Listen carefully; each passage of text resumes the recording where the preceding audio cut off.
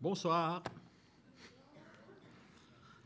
Après avoir abordé dans une première partie, c'était il y a quelques mois, la première partie de l'électrophone sur le rock allemand des années 60-70, on a vu donc les scènes de Munich avec Amondul et Popol Vuh et d'autres, et la scène de Cologne avec Flo de Cologne et Cannes. Et on va maintenant passer aux scènes de Berlin, Düsseldorf et Wümme. On va commencer par la scène berlinoise. Depuis la construction du mur par le gouvernement est-allemand en 1961, Berlin-Ouest est devenu une sorte de cité isolée du reste de l'Occident. On ne peut y accéder que par avion, par train ou par une unique autoroute bordée de fils de fer barbelés et de miradors. De nombreux artistes et communautés hippies s'installent à Berlin le long du mur, dans le quartier du Kreuzberg, et de nombreux groupes y voient le jour. Alors certains sont très politisés, comme Lokomotiv Kreuzberg, que l'on voit là, qui sera le groupe qui accompagnera Nina Hagen, qui est la belle-fille de Wolf Biermann, chanteur dissident de la DDR, déchu de sa nationalité est-allemande, et qui, expulsé de Berlin-Est, s'installe à Berlin-Ouest en 1976 avec la mère de Nina Hagen et Nina Hagen.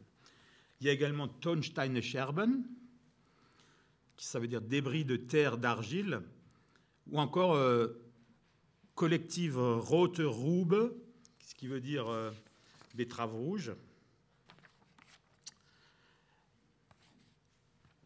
Alors les paroles de ces groupes sont intéressantes, mais comme ils chantent en allemand et que leur musique est assez peu différente du rock anglo-saxon en général, ils ont peu d'impact en dehors de l'Allemagne.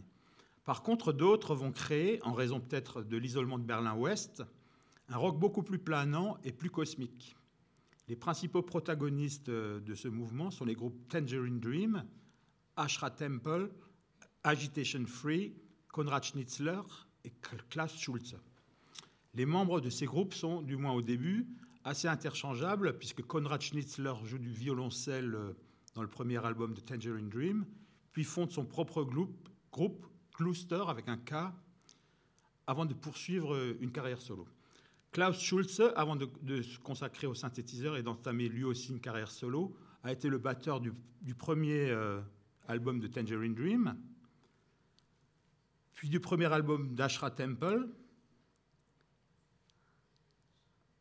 Alors là, je voudrais vous signaler que, comment s'appelle, on remarque que l'ingénieur du son s'appelle Conny Plank, que voici, qui a été l'ingénieur du son de la plupart des groupes allemands de l'époque. Neu, Kraftwerk, Cluster, Guru Guru, certains albums de Cannes, mais aussi dans les années 80, Nina Hagen, DAF, c'est-à-dire Deutsche-Amerikanische Freundschaft, Einstürzende Neubauten, et en dehors de l'Allemagne, Ultravox, Divo, Eurythmics et même les Rita Mitsuko. Dans leur premier album, tous ces groupes utilisent des instruments traditionnels, mais en transformant les sons par des moyens électroniques, comme les modulateurs à anneaux que l'on trouve dans la musique électroacoustique des Stockhausen et autres Pierre Henry. On va commencer par le premier album de Tangerine Dream. Alors, le leader de Tangerine Dream est Edgar Froese, qui a étudié la peinture et la sculpture aux Beaux-Arts de Berlin-Ouest, pour ensuite fonder un groupe de rock appelé The Ones, qui tourne en Espagne, où il rencontre Salvador Dali. On va écouter Journey Through a Burning Brain, Voyage à travers un cerveau brûlant, extrait de leur premier album, Electronic Meditation, avec donc Edgar Froese au clavier, Klaus Schulze à la batterie et Konrad Schnitzler au violoncelle. Alors ce disque sort chez Ohr, qui signifie oreille, et qui a pour slogan « Mach das Ohr auf », c'est-à-dire « ouvre ton oreille, ouvre l'oreille ». Ça ressemble un peu le morceau qu'on va entendre ressemble un peu au South Full of Secrets des Pink Floyd, en ce sens que ça commence de manière un peu dissonante pour se terminer de manière apaisée.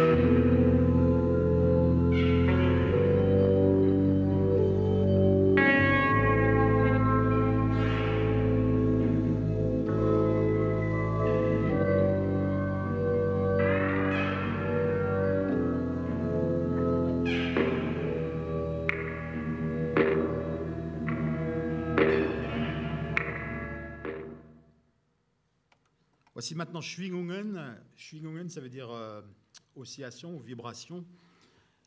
Extrait du deuxième album d'Ashra Temple de 1972. Le leader d'Ashra Temple s'appelle Manuel Göttsching, c'est le guitariste.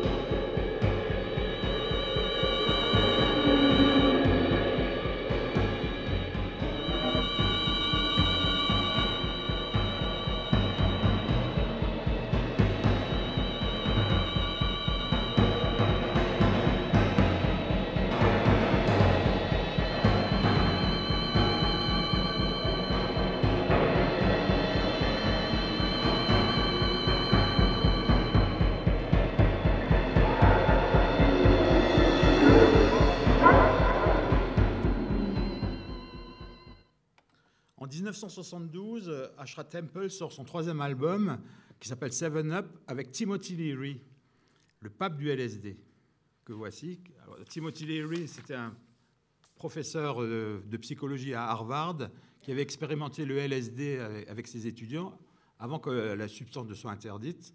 Ensuite, il s'est fait arrêter, il s'est évadé, il s'est retrouvé en Suisse. Et c'est lui qui a inventé le slogan hippie « Turn on, tune in, drop out ». Ça veut dire « viens, branche-toi, décroche » ou encore « ouvre-toi, accorde-toi, évade-toi ». On va écouter un extrait de cet album avec Timothy Leary à la voix. Ça commence par un blues assez classique, mais qui se transforme assez rapidement en bad trip, et ça dure toute une face.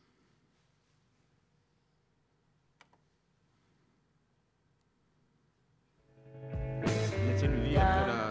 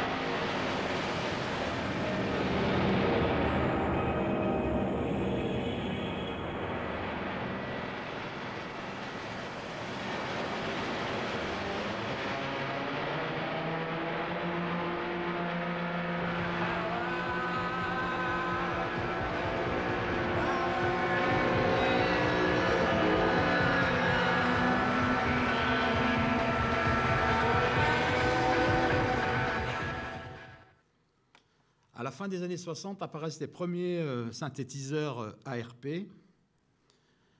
que voici, et Moog, inventé par Robert Moog, que l'on voit ici avec un de ses appareils, avec l'un de ses instruments. Les synthétiseurs vont devenir les instruments de prédilection de la plupart des groupes allemands de Berlin-Ouest.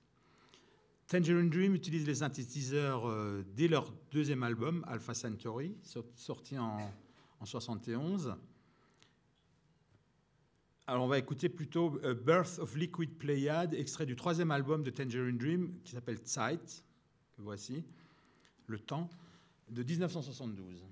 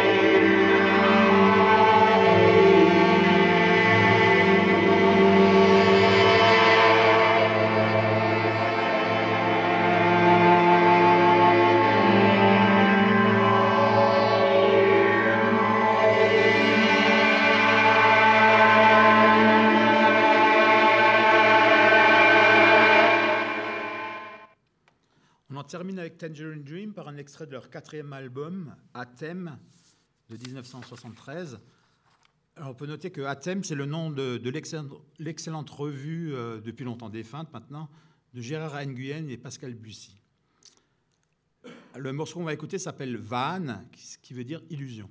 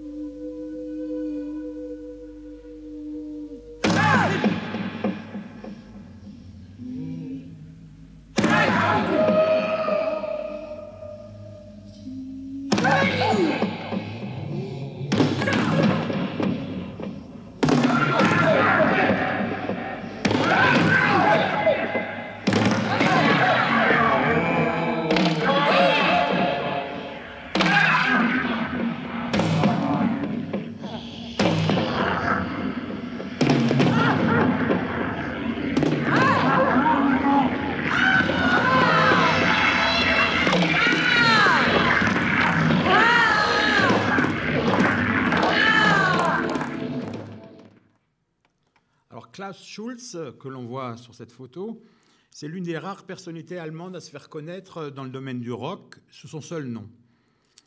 Il a produit une grande quantité de disques. Alors, à ce jour, il y en a plus d'une centaine sous son nom. Et il a participé à une centaine d'autres. Voici d'ailleurs quelques pochettes de ces disques, dont quelques-unes ont été réalisées par l'artiste surréaliste suisse Urs Amann.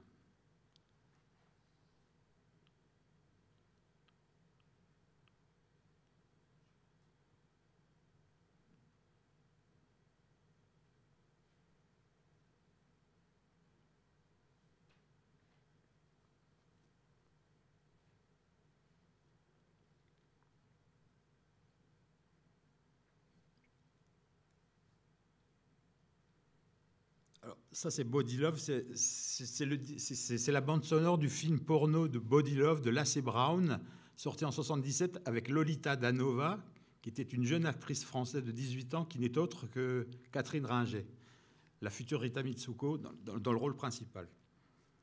Et ça, c'est la photo c'est la bande son du film Dune qu'aurait dû réaliser Jodorowsky.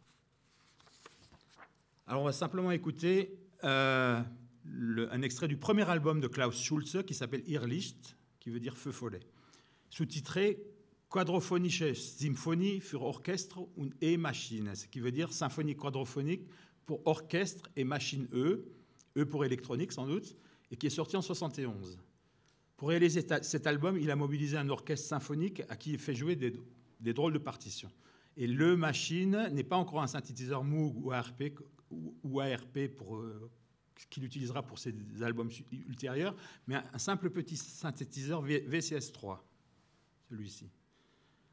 On va écouter Ebene, ça veut dire plaine, la première partie de Irrlicht.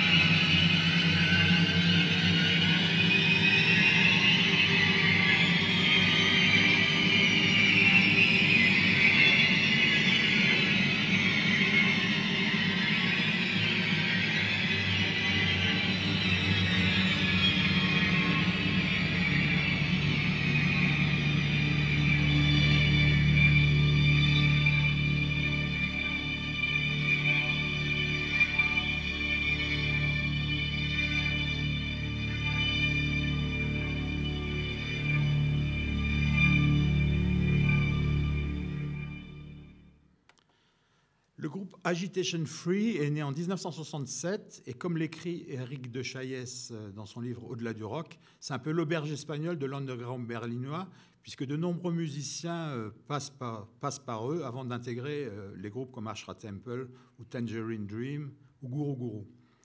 Mais le groupe ne sortira son premier disque Malesh qu'en 1972. Alors ce disque est totalement imprégné d'un voyage que le groupe a fait dans les pays du Proche-Orient comme l'Égypte et le Liban. On va écouter un extrait de Malesh qui s'appelle justement Malesh, où on sent d'ailleurs l'influence de Terry Riley.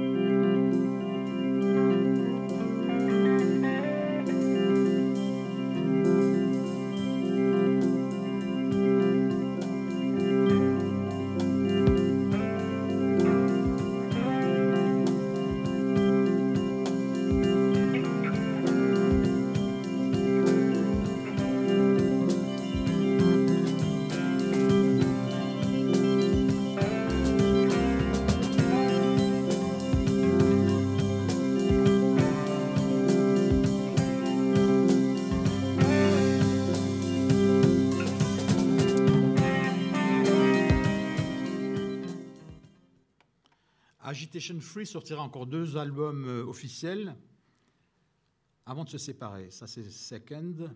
Ça, c'est la version 33 tours. Ça, c'est la version CD.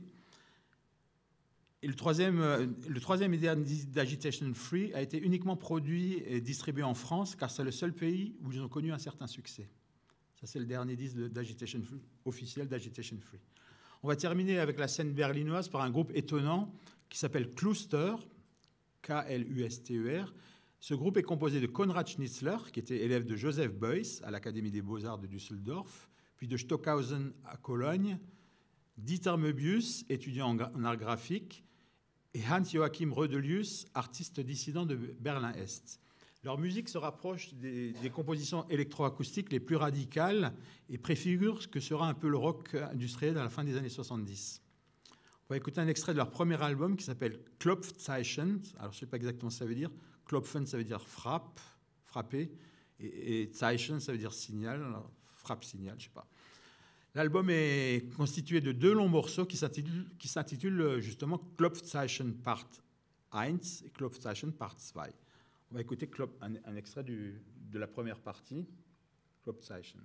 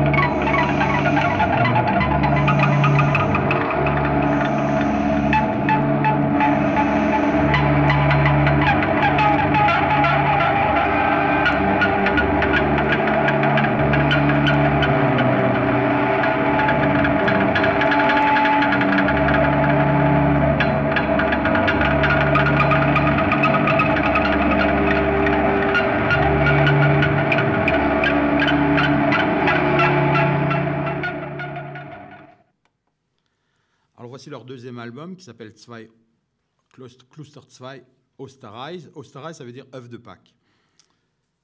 Le son de Cluster est assez proche de celui des groupes de Düsseldorf et que Möbius et Rödelius, donc membres de Cluster, vont rejoindre pour former un groupe qui s'appelle Cluster avec un C cette fois-ci, sans Konrad Schnitzler qui poursuit une carrière solo à Berlin-Ouest. Cela nous amène à la scène de Düsseldorf. Alors Düsseldorf, c'est une ville industrielle qui a donné naissance à des groupes justement précurseurs du rock industriel et de la techno, que sont Kraftwerk, Neu et Cluster. Les 2 membres fondateurs de Kraftwerk sont Ralf Hütter, non, ça c'est Cluster, Ralf Hütter à gauche et Florian Schneider à droite, ou l'inverse, je ne sais plus. Ralf Hütter étudie le piano classique et l'orgue électrique. Florian Schneider étudie la flûte à bec, puis la flûte traversière. Il se familiarise avec la collection de disques de ses parents, qui comprend, entre autres, des œuvres de Pierre Henry et Pierre Schaeffer. Hütter et Schneider se rencontrent au conservatoire de Düsseldorf et décident de monter un groupe qui s'appelle Organization, avec un bassiste et 2 percussionnistes. Le groupe se produit dans les galeries d'art de Düsseldorf, parallèlement à l'une des branches allemandes du mouvement Fluxus. Ils sortent un disque chez RCA qui ressemble beaucoup à beaucoup d'albums du style Ummagumma de Pink Floyd. Cet album s'appelle Tone Float. On va écouter un extrait de Tone Float.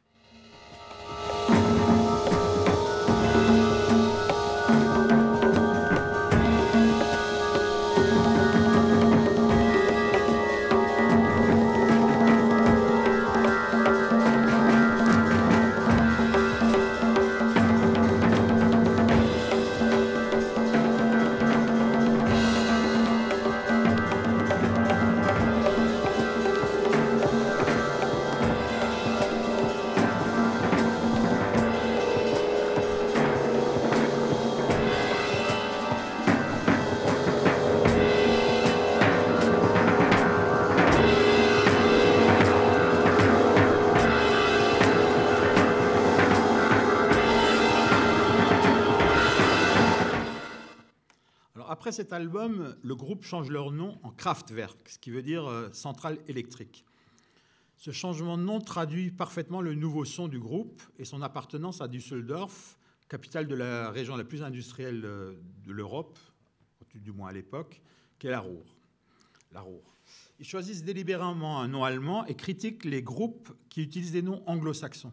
Ralf Hütter, dans une interview accordée à Lester Banks, déclare « Regardez un groupe comme Tangerine Dream. Bien qu'ils soient allemands, ils ont un nom anglais et créent sur scène une identité anglo-saxonne que nous refusons totalement. Nous voulons que le monde entier sache que nous venons d'Allemagne, car la mentalité allemande, qui est très avancée, fera toujours partie de notre comportement.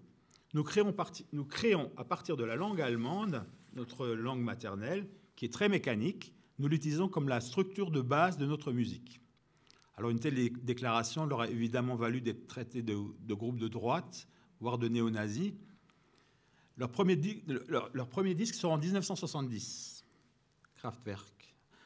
Alors, le cône de signalisation de la pochette est une image que l'on voit quotidiennement sur les autoroutes allemandes, tout comme les bouteilles de Coca-Cola de Warhol symbolisent le quotidien des Américains.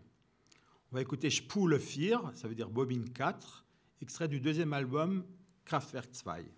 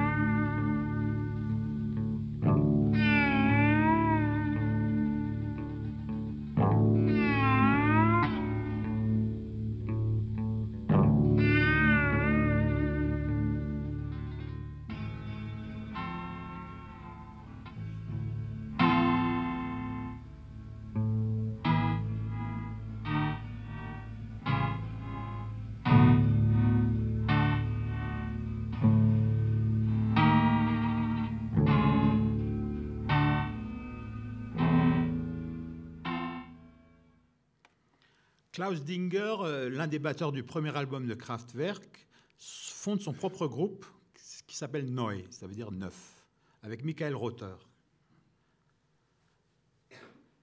Les deux premiers albums de Neu sont, comme les deux premiers albums de Kraftwerk, très industriels, mais avec des tempi plus marqués. Ils sont produits par le petit label Brain Records, qui veut dire disque pour le cerveau. Leur pochette très minimaliste ressemble beaucoup à celle de Kraftwerk. On va écouter Negative Land, qui est extrait du premier album de Neu.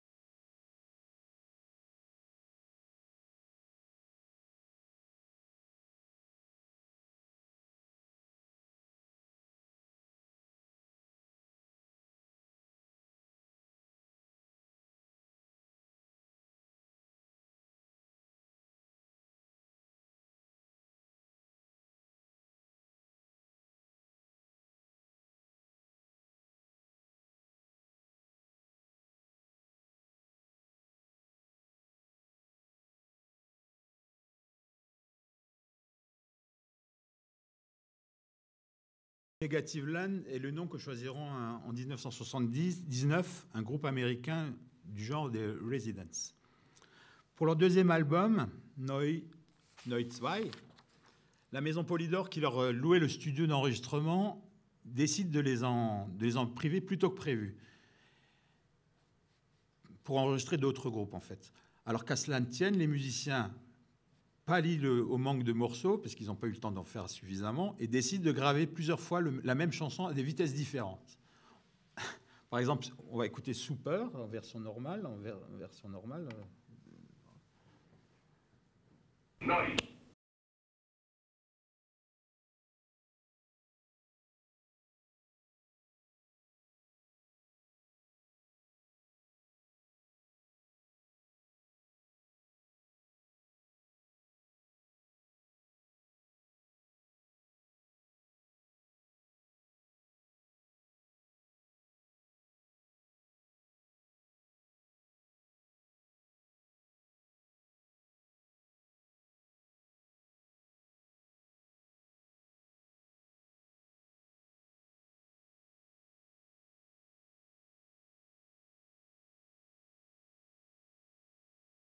On va écouter maintenant Super 16, ça veut dire Super 16, qui est gravé à 16 tours par minute.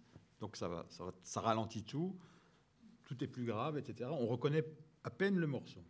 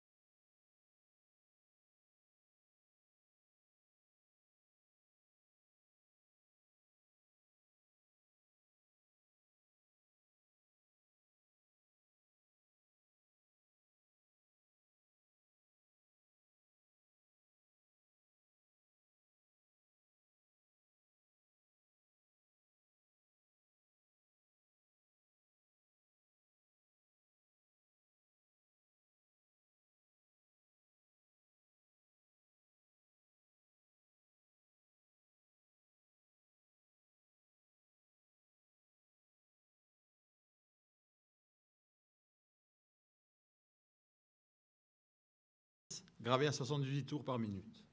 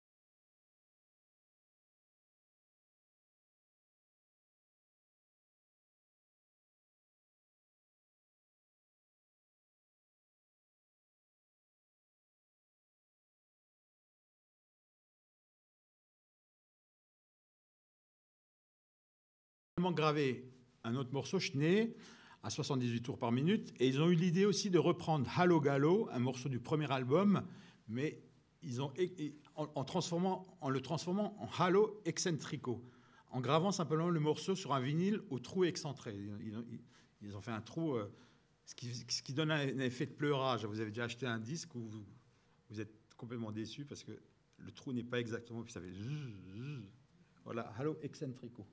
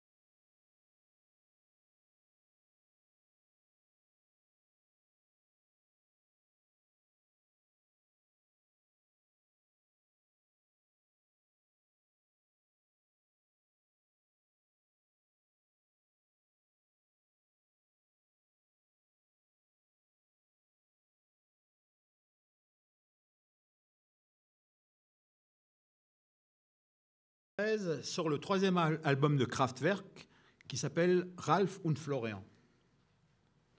Donc voici la pochette. Non, ça c'est Neu avec à droite Conny Plank, l'ingénieur du son.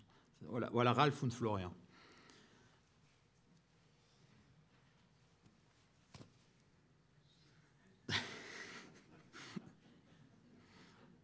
Pas mal. Hein? Voilà le verso. Ralph und Florian. Alors moi c'est mon avis, ça me fait un peu penser au duo anglais Gilbert et Georges, qui apparaissent au début des années 70, et qui créent un art nouveau et provocateur, comme on voit là, mais en se donnant, comme Ralph et Florian, un look vieillot.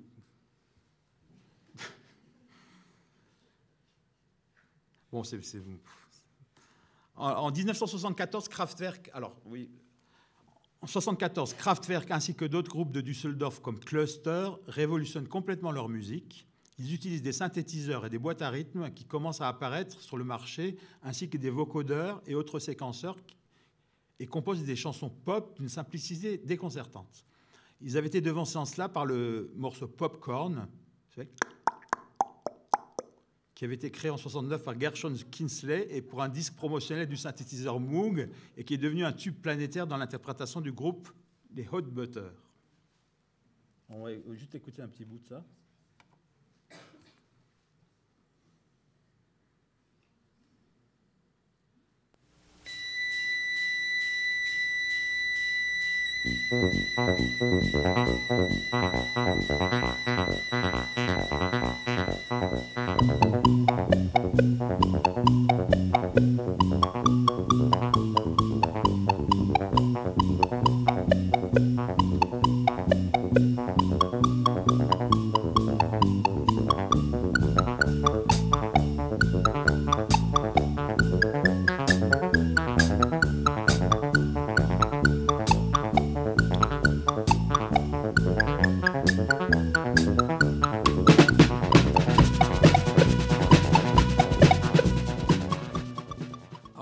Les fans de la première heure de Cluster et Kraftwerk sont scandalisés par ce changement. Par contre, le succès devient foudroyant, surtout pour Kraftwerk. On va d'abord écouter Caramel, extrait de l'album Zuckerzeit, le temps du sucre ou le temps du sucré, le troisième album de Cluster qui sort en 1974.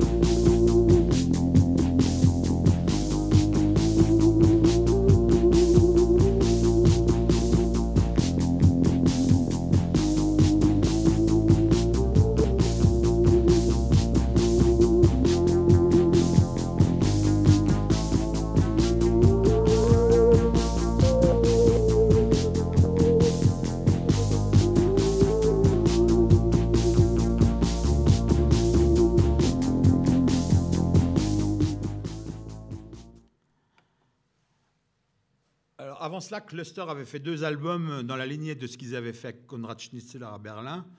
Voici les 2 albums, Cluster 71 et puis Cluster 2. Alors maintenant, on va écouter un extrait de Autobahn, le 4e album de Kraftwerk, dont voici la merveilleuse pochette. Qu'est-ce qu'on y voit? On y voit Elle nous montre des gens d'en bas, en Volkswagen, qui croisent en toute quiétude des gens d'en haut, en Mercedes, sur une superbe autoroute qui n'est absolument pas encombrée et qui traverse la magnifique campagne allemande. Alors, on peut noter que dans le rétroviseur, on voit la mine ravie des 4 membres du groupe, qui a été gommée dans les rééditions ultérieures, des rééditions en CD. Les paroles de cette chanson sont sublimement simples. Wir fahren auf der Autobahn, un peu comme le Fun, Fun, Fun des Beach Boys. Nous conduisons sur l'autoroute. Devant nous, une blanche vallée, le soleil brille de rayons éclairs. La route est une bande grise, liseré blanc, bord vert. Maintenant, nous allumons la radio, les haut-parleurs clignotent, nous roulons sur l'autoroute. Leur producteur, lorsque le groupe leur a fait écouter ce morceau dans une voiture sur l'autoroute, en furent complètement ébahis. Pour Alf Futter, il s'agissait de célébrer l'automobile en tant qu'instrument de musique, un peu comme Marinetti et les futuristes italiens qui proclamaient une automobile rugissante qui semble courir sur la mitraille est plus belle que la victoire de Samothrace. On va écouter un extrait de Autobahn qui dure 22 minutes 30 et remplit entièrement la première phase du disque. Kraftwerk a récemment édité un coffret de son intégrale, et dans son intégrale, ça commence par cet album-là. Ils ont complètement chanté les 3 albums précédents. Donc l'intégrale de Kraftwerk en coffret commence avec cet album-là.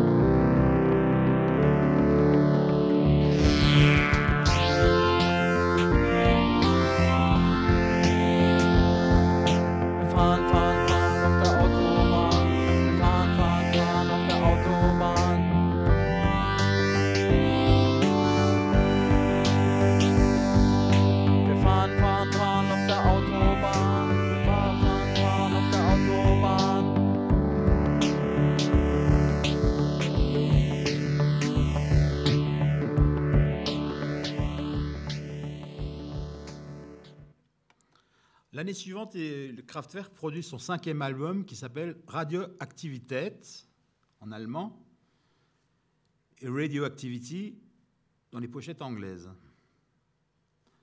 Alors dans les 2 disques, la chanson est identique, les paroles sont chantées alternativement en anglais puis en allemand avec quelques variations. En anglais, on entend la radioactivité est dans l'air pour vous et moi, la radioactivité est découverte par Madame Curie, la radioactivité qui s'accorde en une mélodie. Et en allemand, les paroles sont légèrement différentes. Elles disent « La radioactivité pour toi et moi dans l'espace se met en place. La radioactivité envoie des ondes vers les récepteurs, etc. » Le parti écolo allemand Die Grünen n'a pas du tout apprécié les paroles cyniques de cette chanson qui semblait, du moins au premier degré, faire la promotion du nucléaire. Kraftwerk s'est senti obligé, pour une tournée au début des années 90 et pour leur album The Mix, de rajouter au début de la chanson des mots comme Tchernobyl, Harrisburg, Sellafield, Hiroshima, tous liés à des accidents nucléaires majeurs pour montrer qu'ils étaient antinucléaires. On va écouter Radioactivity qui commence par un compteur Geiger en pleine activité. Alors notons que cette chanson a fait un tube en France et que Werner Fassbinder a fait danser une handicapée sur Radioactivité dans son film La roulette chinoise. On peut voir cet extrait sur YouTube. Voici Radioactivité.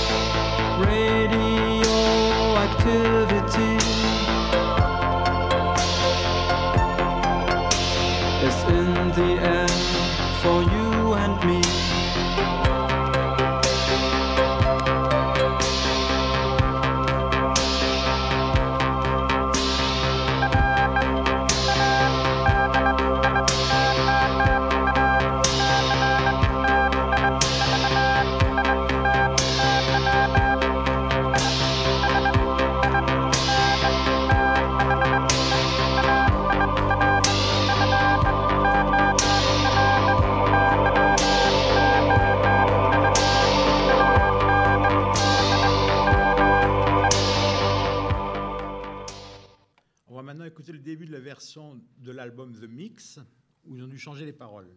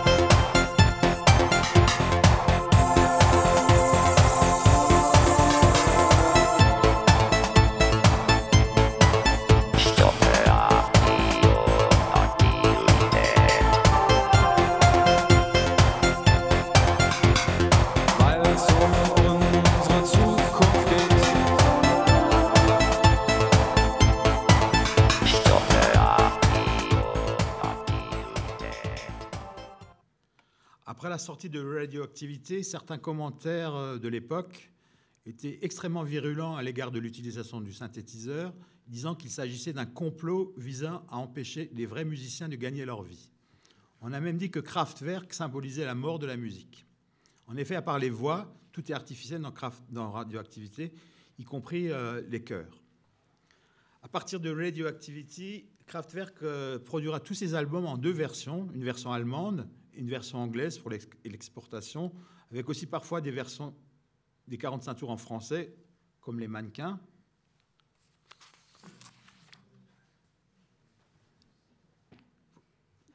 La production sera de plus en plus espacée. On va regarder quelques pochettes de leurs disques. Donc, ouais, Trans-Europe Express, The Man Machine,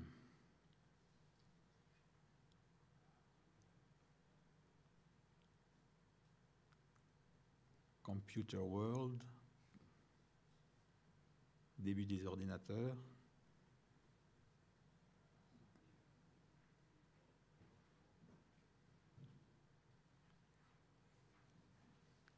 Alors cette musique aura une importance immédiate sur le disco, mais aussi sur les musiciens comme Brian Eno, qui fera d'ailleurs 2 albums avec Cluster. Alors pour terminer, nous allons parler d'un groupe plutôt marginal, mais sans aucun doute l'un des plus intéressants, qui s'appelle Faust. En 1970, le critique musical Uwe Nettelbeck, qui avait d'abord travaillé pour le journal d'extrême gauche Concrète, fondé par Klaus Rainer Röll, le mari d'Ulrike Meinhof, de la bande Abadère, donc. Uwe Nettelbeck est embauché par la maison Polydor pour dénicher un groupe allemand capable de rivaliser avec les Cannes et Otra Mundul, qui sont chez United Artists, et Kraftwerk, qui est chez Philips. Nettelbeck rencontre une communauté installée près de Hambourg qui fait occasionnellement du rock expérimental.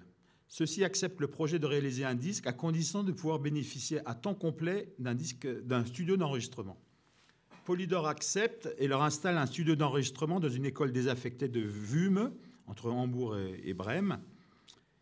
Nettelbeck met à la disposition du groupe un ingénieur du son, Kurt Graupner, à temps complet. Hein. C'est plus maintenant qu'on ferait ça. Une maison de disques comme Polydor ne se permettrait plus de faire ça. Ça c'est impossible. Kurt Graupner, qui jusqu'alors travaillait pour la Deutsche Grammophon, le fameux label de disques classiques. Avant de signer un contrat, Polydor leur demande une démo qui les convaincra de la potentialité du groupe. Voici un extrait de cette démo qui s'appelle « Lieber Herr Deutschland » et qui commence par des manifestants qui crient « Ouvriers, levez-vous, le pouvoir aux ouvriers » et qui se termine par Jean-Hervé Perron qui dit en français « À 3 dans un lit ». Voici le début de Lieber Herr Deutschland.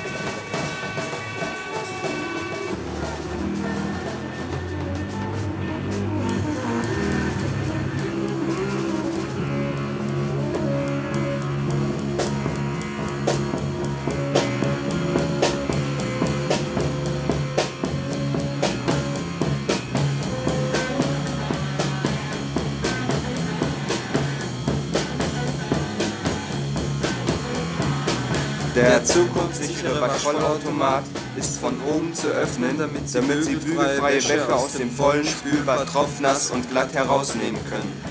Der zukunftssichere Waschvollautomat hat für jedes Gewebe ein spezielles Waschprogramm, natürlich spezielle Bio. Rendez-vous compte qu'une grande marque de disques, à l'époque, acceptait, après avoir écouté ça, d'enregistrer entièrement le groupe. Hein, c'est quand même merveilleux. Alors en 71, ils publient leur premier album qui s'appelle simplement Faust et qui est entièrement transparent, avec en filigrane la radiographie d'un point levé qui est peut-être le symbole des luttes politiques défuntes. En allemand, Faust, c'est pas seulement le type qui a vendu son âme au diable, ça signifie également point, P-O-I-N-G, le point qu'on lève comme ça. Cet album est très expérimental et lorsque Chris Cutler, qui a réédité les albums de Faust à la fin des années 70 sur son label Recommended Records, a demandé à son ingénieur du son de remasteriser le disque, il est tombé de sa chaise quand il a appris que ces enregistrements dataient du début des années 70. C'est vous dire à quel point ce groupe était en avance dans l'utilisation d'un studio d'enregistrement comme instrument de musique à part entière. Ils avaient été précédés en cela par les Beatles et seront suivis 3 ans plus tard par les Residents. Mais la qualité d'enregistrement des premiers disques des Residents est nettement inférieure à celle du groupe Faust. On va écouter le début de Why Don't You Eat Carrots? Pourquoi ne mangeons-nous pas de carottes? Ça commence par une sorte de bruit assourdissant d'où émergent avec peine les 2 hymnes du rock que sont Satisfaction des Rolling Stones et All You Need Is Love des Beatles. Suit ensuite une improvisation au piano, puis une voix masculine qui crie quelque chose d'incompréhensible. Et soudain démarre une fanfare.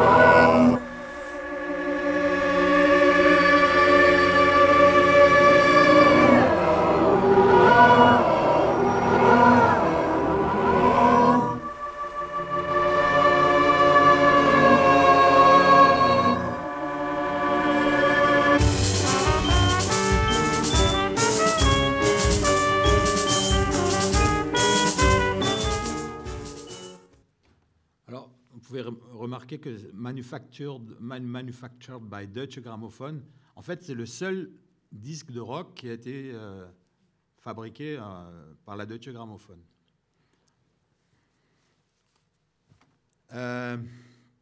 En 1972, Polydor publie leur deuxième album qui s'appelle Faust So Far, qui est entièrement noir, y compris le disque intérieur du vinyle, le disque central du vinyle. Chaque morceau est illustré par des reproductions d'aquarelles que le peintre munichois Eda Köchel a spécialement réalisées. Alors je vais vous les montrer dans l'ordre des morceaux du disque. Ça c'est It's a Rainy Day, Sunshine Girl. On the Way to Alabama, pardon. No Harm. So Far. Mommy is Blue. I've Got My Car and My TV. Picnic on a Frozen River. Me Like Space. In the Spirit. Alors, on va écouter It's a Rainy Day, c'est le premier morceau du disque, et c'est la première chanson de Faust que j'ai entendue et qui m'a immédiatement fasciné et conquis. La première fois que j'ai entendu ça, je me suis dit, c'est absolument génial. Ça commence par boum, boum, boum, boum, boum. Alors, on imagine Zapi Dirmayer, le batteur qui joue de la batterie debout, un peu comme à la manière de Maureen Tucker du Velvet Underground. Puis arrive la basse, ou un piano basse, joué par Jean-Hervé Perron, exactement calé sur le tempo de la batterie, et le groupe se met alors à chanter It's a Rainy Day, Sunshine Girl, It's a Rainy Day, Sunshine Baby. Puis Rudolf Sosna plaque ensuite un riff de guitare sur un seul accord. Tout cela est ensuite enveloppé d'une sorte de vent qui souffle, puis d'une nappe sonore d'orgue jouée par Joachim Irmler, et ça se termine par une très belle descente de saxophone de Gunther Wüsthof. Quelques années plus tard, les punks diront que 3 accords suffisent pour faire un bon morceau de rock, mais avec Faust, un accord suffit pour faire un chef-d'œuvre. Il est vrai qu'ils avaient été devancés en cela par le Tomorrow Never Knows des Beatles, qui utilise uniquement un accord de Do. Alors, on va écouter le début de It's a Rainy Day, Sunshine Girl, qui pour moi, c'est le boléro de Ravel du rock.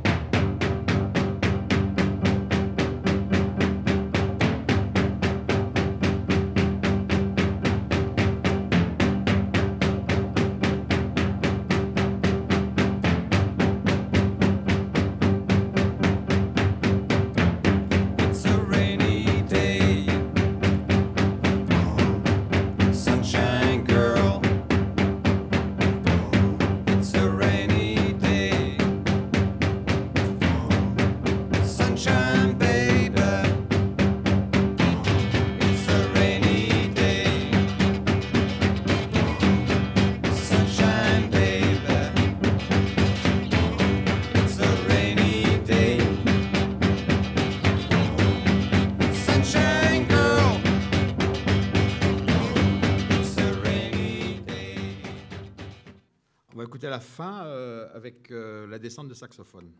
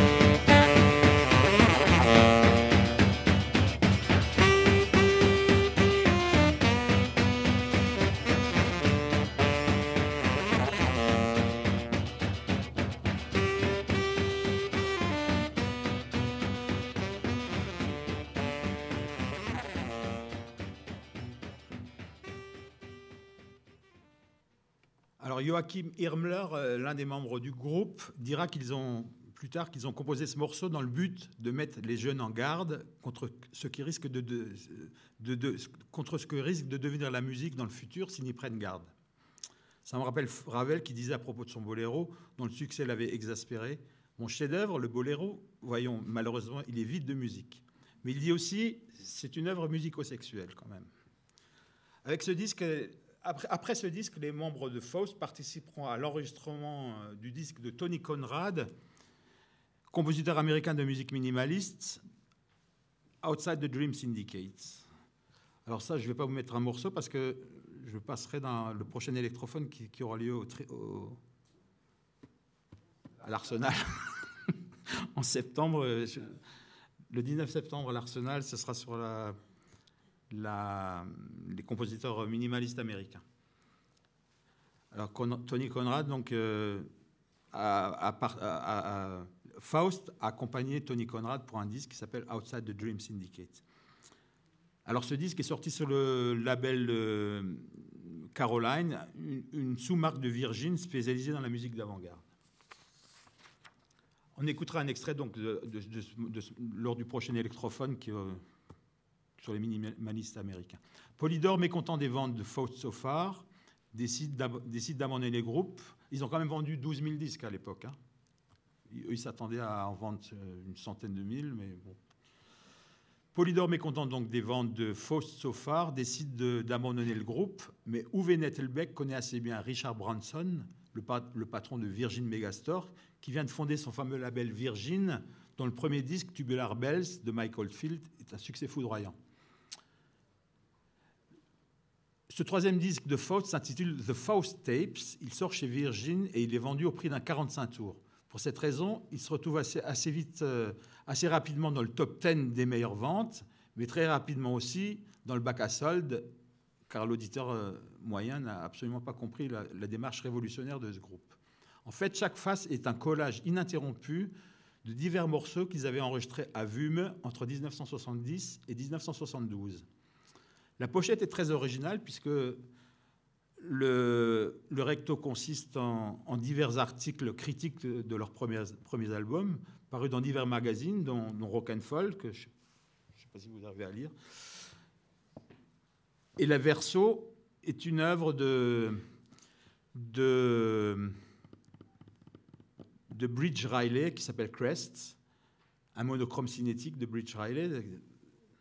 Regardez-le bien, ça va vous faire tourner. Mais comme cette femme peintre est devenue entre-temps célèbre dans ce qu'on appelle l'op art ou art optique, le groupe n'a plus été autorisé à utiliser cette pochette pour les rééditions ultérieures. On va simplement écouter le début de la première phase de ce chef-d'œuvre. Puis je vais vous mettre les autres pochettes ultérieures.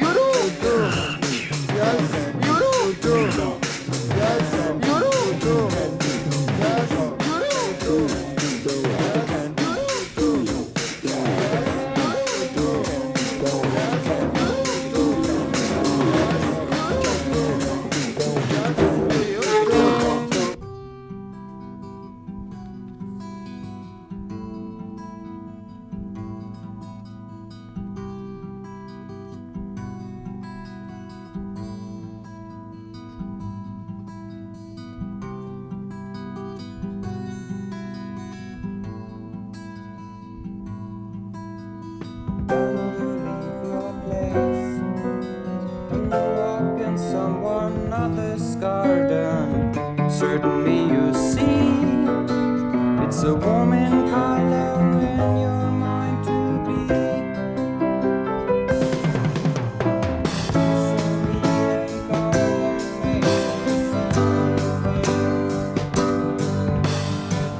Marshmallows jumping round and smiling quiet. Alors, le seul et unique album véritablement enregistré au Manor, c'est-à-dire le studio d'enregistrement de Virgin, sort en 1973 et s'appelle Faust 4. On a déjà écouté lors du précédent électrophone le morceau qui ouvre le disque, qui s'appelle simplement Krautrock. Je vais donc juste vous faire écouter entendre une chanson totalement schizophrène, précédemment sortie en 45 tours, qui s'appelle It's a Bit of a Pain, et qui, à mon avis, témoigne du génie de Faust. C'est une sorte de ballade où le chanteur nous dit « It's a bit of a pain to be where I am », je suis un peu malheureux là où je suis, qu'il répète plusieurs fois, donc c'est assez triste. Et tout à coup, il dit « But it's all right now », mais tout va très bien maintenant. Sauf qu'au moment où il dit ça, le groupe nous balance dans les oreilles un son strident sur une seule note qui nous prouve exactement le contraire.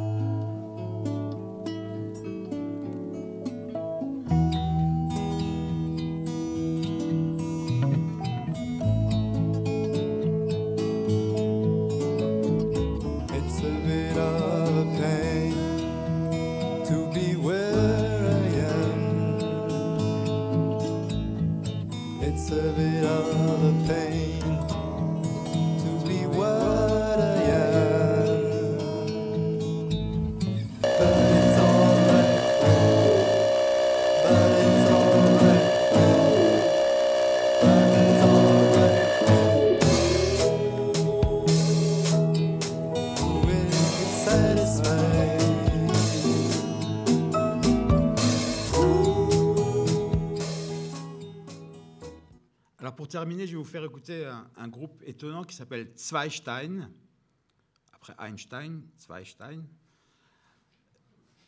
Ce groupe a sorti un triple album chez Philips intitulé Trip, Flip Out, Meditation, que voici. Et un 45 tours, et je vais vous faire écouter la face A de ce 45 tours, qui est le morceau le plus abordable de ce groupe, que vous allez entendre pendant que vont défiler d'autres pochettes de krautrock. Le morceau s'appelle I'm a Melody Maker et c'est sorti en 1970.